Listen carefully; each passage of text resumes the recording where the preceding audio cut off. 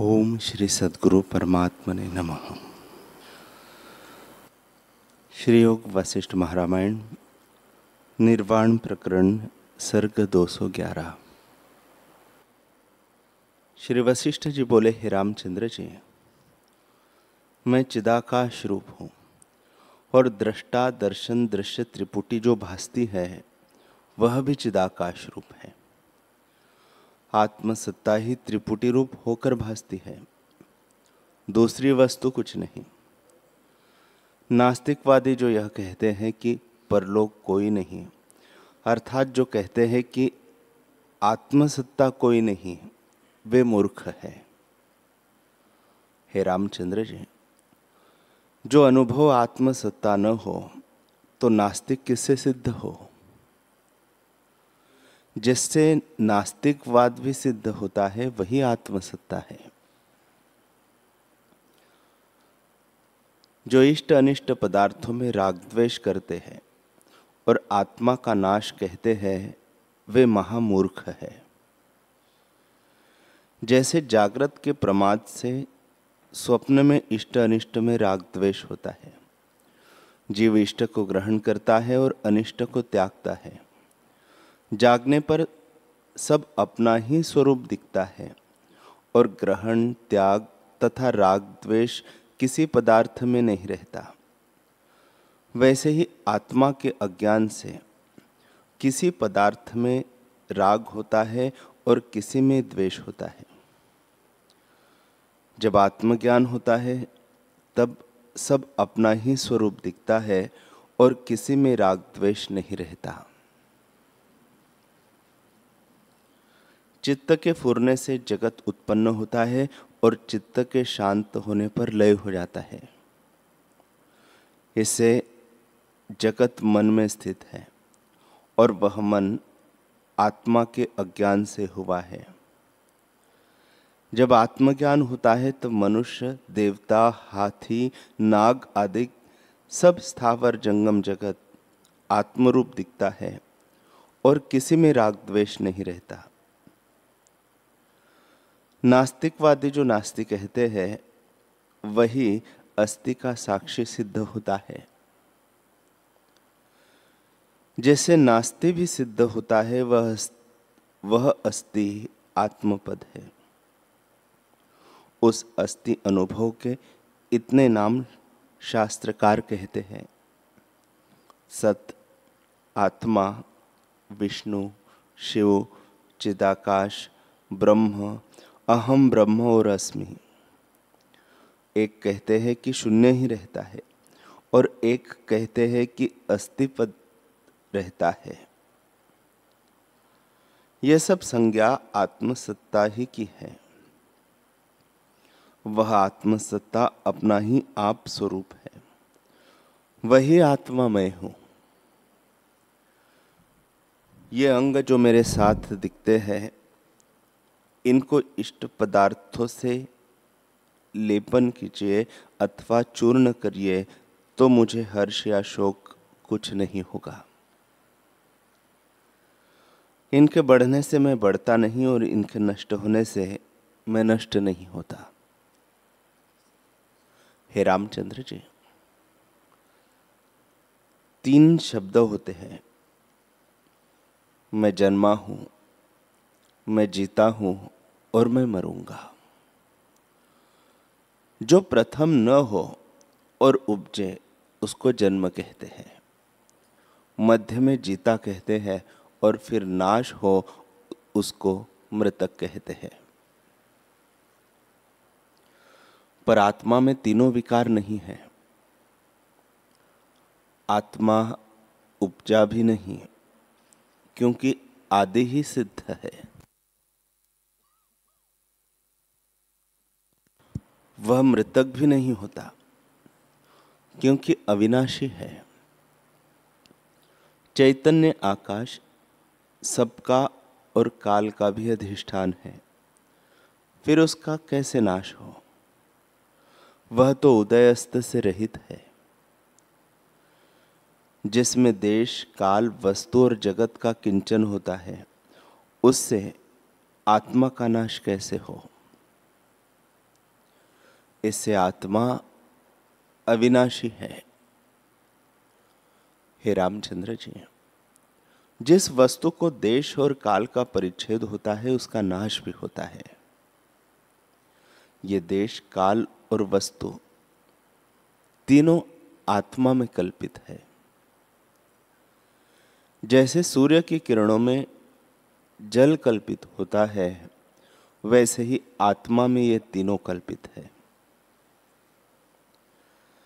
कल्पित वस्तुओं से सत्य का नाश कैसे हो? इससे आत्मा अविनाशी और अद्वैत है, उसमें दूसरी वस्तु कुछ नहीं। जैसे शून्य स्थान में वैताल कल्पित होता है, वैसे ही आत्मा में जगत कल्पित है। उस अभाव रूप जगत में जीव प्रमाद से एक का अभाव और दूसरे का सद्भाव जानता है। जब इस निश्चय को त्याग कर मोक्ष हो, तब शांति प्राप्त होगी। विचार करके देखिए तो इस संसार में दुख कहीं नहीं। जो मरकर फिर जन्म लेता है तो भी दुख न होना चाहिए, क्योंकि शरीर जब वृद्ध होकर क्षीण हुआ तब उसको त्याग कर नव तनु को ग्रहण किया तो उत्साह होना चाहिए। जो मृतक होकर फिर नहीं उपजा तो भी आनंद होना चाहिए, क्योंकि जब तक जीता था तब तक ताप था। एक का भाव जानता था, एक को ग्रहण करता था और एक को त्याग करता था। इससे संतप्त होता था। उनसे यदि छूटा तो बड़े आनंद की बात है। और जो सब चिदाकाश रूप है तो भी अपना रूप आनंद रूप, दुख कुछ न हुआ। हे रामचंद्र जी, एक प्रमाद से ही दुख होता है और किसी प्रकार दुख नहीं होता। यह सब जगत आत्मरूप है, और जब आत्मरूप है तो दुख कैसे हो? जो तुम कहो कि मैं अपने कर्मों से डरता हूं जो परलोक में मेरे लिए भय का कारण होंगे, तो ऐसे जानो कि बुरे कर्म का दुख कष्ट यहाँ भी होता है और परलोक में भी होगा। इसे बुरे कर्म मत करो। मैं तुमसे ऐसा उपाय कहता हूं जिससे तुम्हारे सब दुख नष्ट हो जाएंगे। वह उपाय यह है कि तुम जानो मैं नहीं, अथवा ऐसे जानो कि सब मैं ही हूं। सब वासनाएं त्याग कर अपने को अविनाशी जानो और आत्मसत्ता में स्थित हो। यह सब जगत भी तुम्हारा ही रूप है। जब ऐसे आत्मा को जानोगे तब शरीर के त्याग से भी कोई दुख न रहेगा और शरीर के होते भी दुख न होगा। यदि पूर्व शरीर को त्याग कर नया जन्म लिया तो भी आनंद हुआ, परम शांति हुई। और जो चिदाकाश रूप है तो भी परम आनंद हुआ। हे रामचंद्र जी, सब प्रकार आनंद है, केवल भ्रांति से दुख होता है।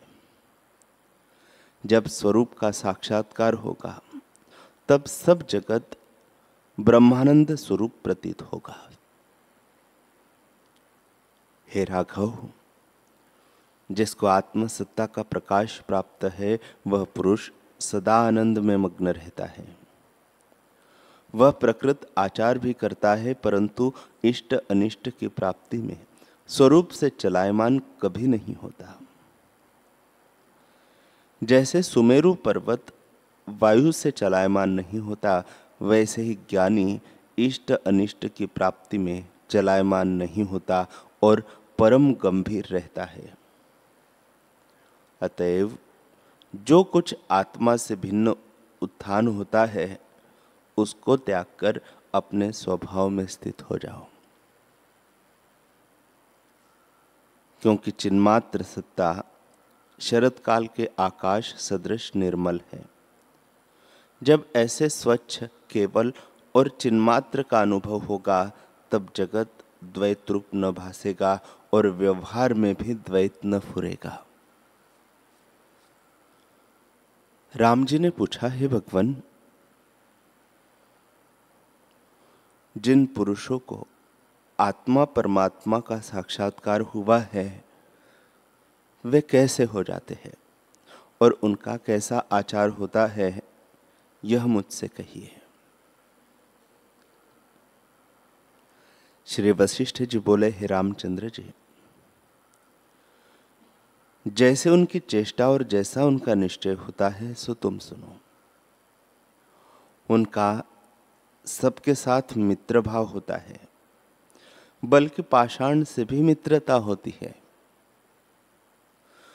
बंधुओं को वे ऐसा जानते हैं जैसे वन के वृक्ष और पत्ते होते हैं, और स्त्री पुत्र आदि के साथ वे वन के मृग के पुत्र से होते हैं।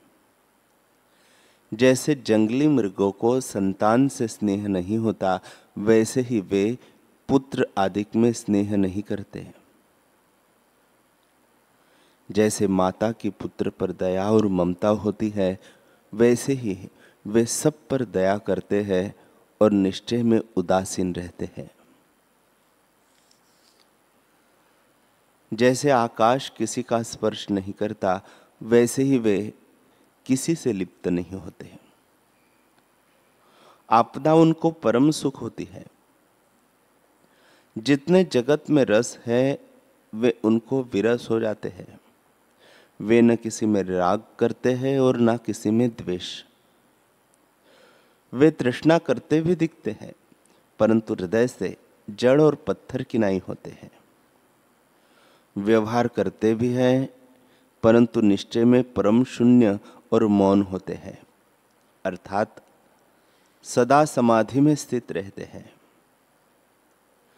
वे सब कर्म करते दिखते हैं, सो इस प्रकार करते हैं कि सब उनकी स्तुति करते हैं।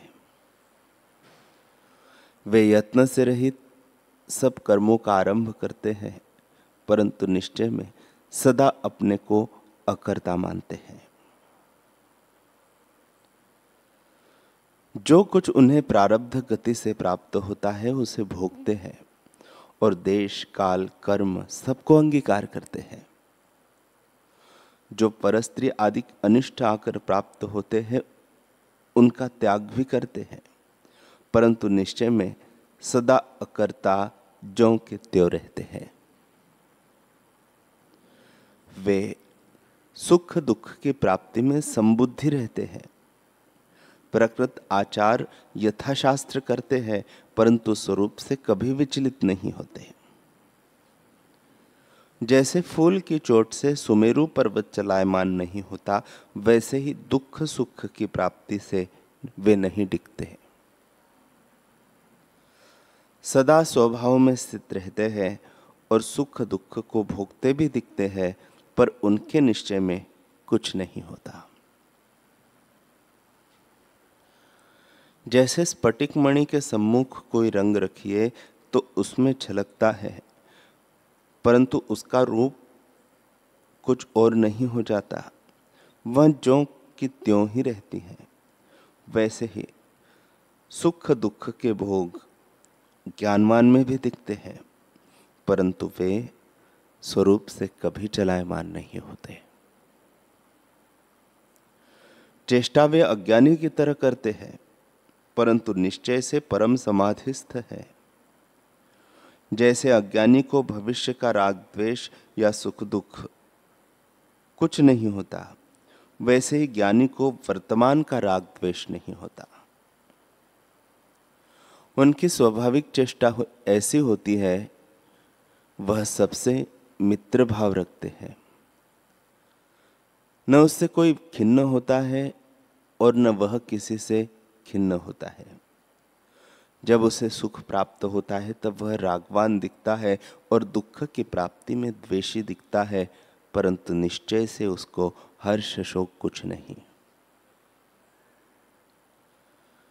जैसे नट स्वांग लाता है और जैसा स्वांग होता है वैसे ही चेष्टा करता है, राजा का स्वांग हो अथवा दरिद्री का, परंतु निश्चय उसे अपने स्वरूप में ही होता है।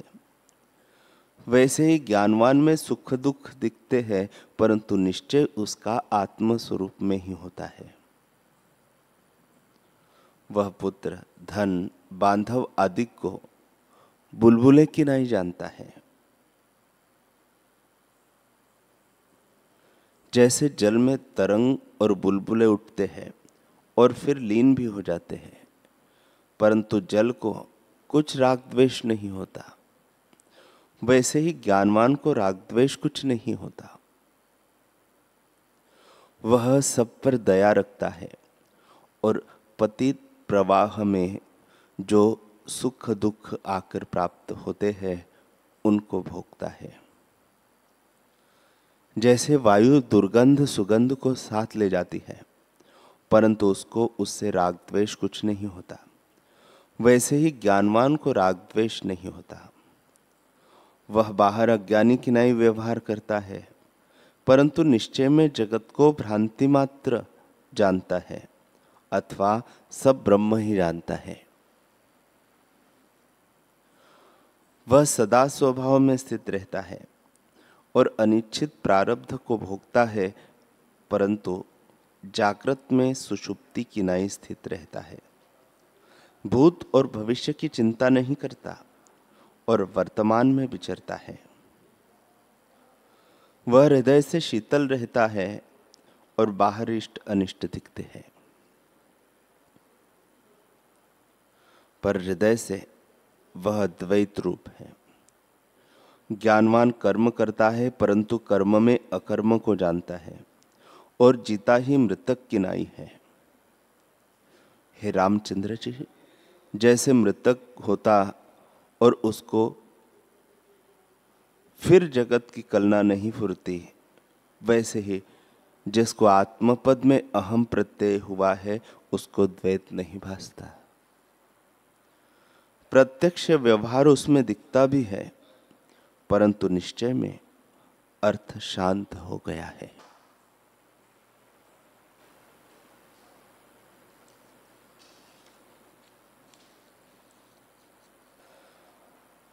हरि ओम।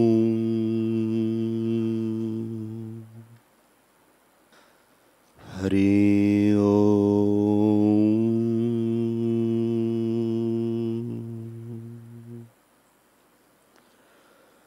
हरि ओम।